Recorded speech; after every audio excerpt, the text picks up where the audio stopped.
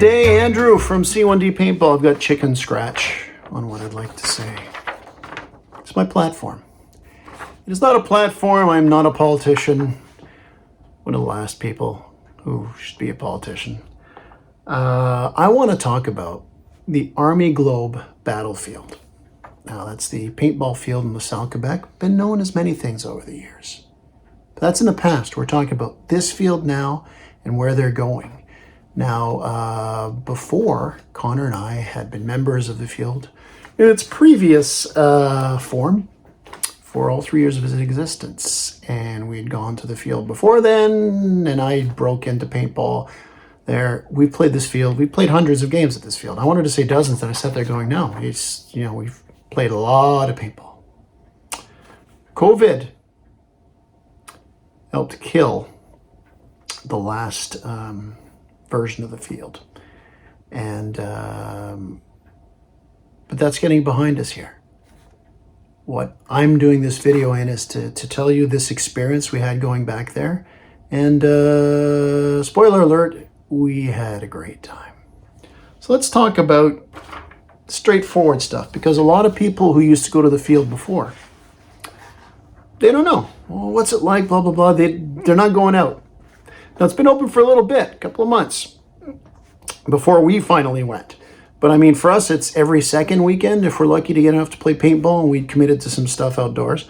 But we gave it a shot here, and we are so happy. We're probably happy and sad at the same time, saying we could have played there before. We could have played there before, just like I could have turned my email notification off, but I didn't.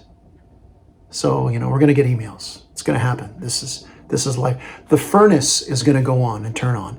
But this is real life. And speaking of real, let's talk about the field itself, because one would think, well, what kind of condition is the field? Because the previous owners really cleaned the place up. Walked into the place, very clean. Field's in good shape. You could tell they did a lot of scraping. Dirt looks like it's in good condition. And that's important, because some people say, well, does that mean nobody goes to the field and dirty it up? No, it's for me, it's safety. It's about safety. If the walls are scraped in that means the floors are scraped. You're not as likely to go skating like you do on some of the indoor fields where it really accumulates, as opposed to outdoor where the natural rain will help melt that all down, bring it back to the earth. They're biodegradable, not like evil BBs in airsoft that animals choke on. No, I won't go down that path. They reconfigured some stuff at the field, mostly in the middle. The Jeep is back in the garage. I'm going to point this out as in particular for those that have been to the field before and wondering what changes have been made. So the Jeep's back in the garage, which makes sense. It's a vehicle. Put it in the garage. Kind of sticking out of the garage. There is a barrier in place where the Jeep used to be. Much more effective how it sits on 90-degree angle, so it naturally divides because you have the symmetry of the map, one side here, one side here. And instead of the Jeep being at a strange angle, you got this kind of wall there, and it's on a 90-degree angle like that. Hangman's been moved to the middle, as well as a couple other barriers on each side, kind of moved in. It's effectively taken out a lot of open ground in the middle. By the way, the Jeep sticking out of the garage, it makes the north path. You can't see all the way down clearly and get those noobs as they're running to the left there. And the South Pass, the infamous South Pass, which I've killed many people on our videos because they're such easy kills. Well, I won't be getting those easy kills anymore. Barrels have been adjusted. There's a sliver line of sight there, and it works very well. So let me look at my chicken scratch list here. Now let's talk about the reffing. We mentioned field configuration. I mentioned safety. The fun of the field, the safety of the field, is all dependent on the referee. Referee Ducky Pew Pew. I hope I pronounced that correctly. I mean, I don't know too many Duckies. And the Pew Pew family also don't know many Pew Pews. Good, enthusiastic ref. Safety first. Everybody gets chronoed. A lot of these are basics. You're saying, of course, it should be. You need to know. A lot of us have seen fields that don't have this. It's not a free-for-all there, which is great. Very enthusiastic referee. Fluently bilingual. Really gets into it. There were some Little kids that joined us later, welcome those kids. It was great. And actually, I'm looking at the list. A lot of the things, he presented us. All these little tweaks and different changes and rules and stuff, that is really the gist of this video. First of all, a lot of the game types, I'm saying a lot today, should be sponsored by the letter together. So it's not two sponsors, it's one sponsor. That midline with the barriers in the middle now, there were a lot of game types that we played where team couldn't cross the middle. With the change of some of the things in the field, the configuration, it creates new sight lines. First of all, you don't have guys charging down one side and wiping people out from the spawn, which, by the way, is very situational. I've had my teammates do it. I've seen Connor do it. We're playing other experienced players. You don't want to do that with noobs. That's not fair. But there's new lines of sight just because of new barriers. But now that you can't cross over, it really adds another strategic element. And of course, that's just for a lot of the game types played that day. There was even a situation that if there was a stalemate, then he calls overtime, then you can cross over. Because he was very adaptive, Ducky, Mr. Pew Pew. The ref, we'll call him the ref. No disrespect to him and his name. The ref was very respectful of the flow of the game. So if the game was dragging on, he'd call overtime. At one point in one of the games, it's like instead of being X amount of time left, there should have been 5 minutes left. He goes 2 minutes left because it's a 2-on-1. He wants to speed it up, keep it going. He's judging the pulse of the game. That's what you need to do. Big thumbs up on that. Now spawning, I talked about the setup. You couldn't cross over. We played first floor buildings with that. We played second floor like that. And some people might think you're playing the second floor, which, by the way, on the second floor, you actually couldn't cross over just using the second floor because there was no connector bridge. But the idea that you can't cross the middle, it worked really well. Now for spawning, there's a little bit of difference too. Now some of this stuff, again, you might already have at your field, but this is for the people that normally played there before, even going back a couple of owners. Didn't see that, at least not from my experience there. The spawn was you had to have your foot on the back wall. You didn't have a spawning area. I don't mind a spawn area. Everybody kind of either they see each other, facing each other, or these guys spawn here, these guys spawn graveyard, and you go from there. You line up on the back wall wherever you want, and he gives a 10-second warning. So not only do you line up in the back wall with your foot on the back, but you got 10 seconds till he goes the 3, 2, 1. So you can, as opposed to, okay, 5, 4, 3, 2, 1. No, he tells you, gives you time, you get on the back wall, then it gives you another 10 seconds to adjust, and you go in. It flowed really well. Now, there's an honor system here. A lot of these things that we did was based on the honor system. And that's something the ref can't necessarily control from the start of a game, is everybody honors things. Now, a ref can control if he catches somebody cheating, give him a warning that they're bending the rules and that he can control. We had a great group on this day. It was basically a 3-on-3. We had more guys join us, some noobs, some experienced guys. Really great players. Nice guys. You're going to see them in some of the videos. I might even butcher their names because I think I remember their names. I usually ask Connor for that. He's got a good memory with that. I'm just getting old. Good flow at the games. Another thing, too, is there was, with the exception of the first 2 warm-up games, just first floor where you swap sides, usually has multiple lives.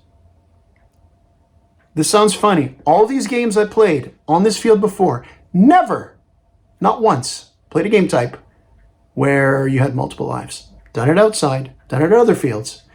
It's a small field, so I understand it might be a risky thing to try. We had multiple lives working on the honor system. If you're on the second floor, you just had to put your foot on the ground the first floor. Usually it was 2 hits and you're gone. Now there was another one where it was an infinite attack because of the game type. I like that. It worked well. And the funny thing is after the games were done, or when Connor and I had to leave because everybody continued, we played for almost 4 hours.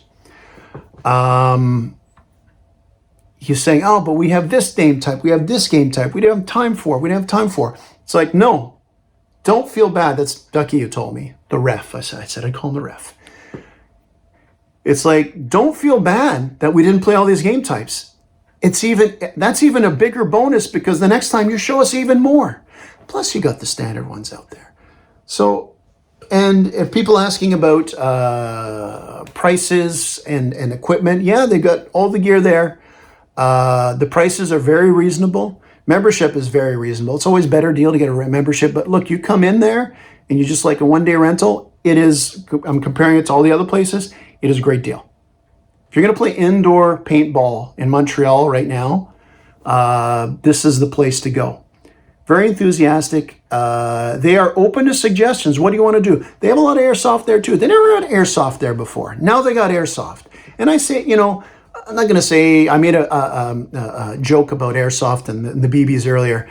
That was a joke. You want to play airsoft? That's totally cool. That's good. I don't mind that we share the field because look, if there's enough paintball that there's demand on it all the time, and so we need another night of paintball, these guys got to keep a business open. Maybe they'll say, okay, we have so many paintball players, we'll go to paintball 4 nights a week, whatever. They got to balance too. They got to stay open. It's a business. It's not a charity, but it's a business. It's open for these great things that I saw that day. They're open for suggestions where they go forward. You know, they're saying, hey, call us. You got a party that wants to come in. I bring my work to do a team building exercise 1 a year. I'm going to go here because I've done it before. And plus I saw these new game types. That would be cool with everybody. Great field, open for ideas. They're growing. They're still doing things to the field. They're still doing things to the facility. They're still setting up the pro shop. And you can put your input in it, which is great. When I went, other great players there. So you've already got a good established base of regulars there. And we will get a membership there, Connor and I. And we'll encourage the other C1D guys to do it too. I heard something too, where the ref told me there's been a few guys that have been asked not to come back. I'm not going to dive into that murky place, but for those experienced players, you probably say, that's good. They should do that.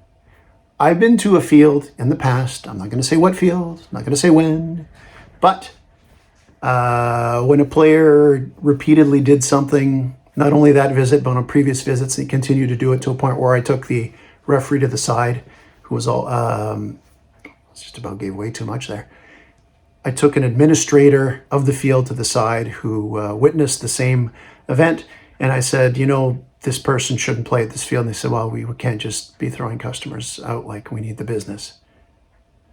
I know it's a double-edged sword, but that person being at the field cost him my business because I basically cut it from there. Yes, that's my choice. I won't get into everything that happened. Maybe saying maybe Andrew was being a baby. I assure you, I was not being a baby. I wasn't the only one complaining. I wasn't having a conversation with the ref about bad players when he brought this up. He was just mentioning about, you know, how they're growing the clientele. You know, the clientele, people come in, you know, there's some people who used to play here before. And frankly, I told them not to come back because it wasn't what we wanted. They want like Milsim night, MagFed night, you know, speedball night, hardcore, you know, where guys go all out. But they want a lot of open. They want families. They want rentals. They want guys like me with the big mouth to help the young guys get mingled in. Of course, they want as many people as possible. Again, business, not a charity. They're saying the right things. They are asking the right questions, which is good to ask questions. And from our visit, they delivered. So yes, I recommend the Army Globe Battlefield. And leave your comments if you like. And honestly, if you're one of the guys that used to go there and is not sure, I say go, hey, hit me up if you want to come play with me, Connor, and some of the C1D guys. The other guys that showed up when I was there, the main guys that you'll see in some of our upcoming videos, they're going to come back too. And we'll get this group together and have a really good time because it's worth it. It's worth your time.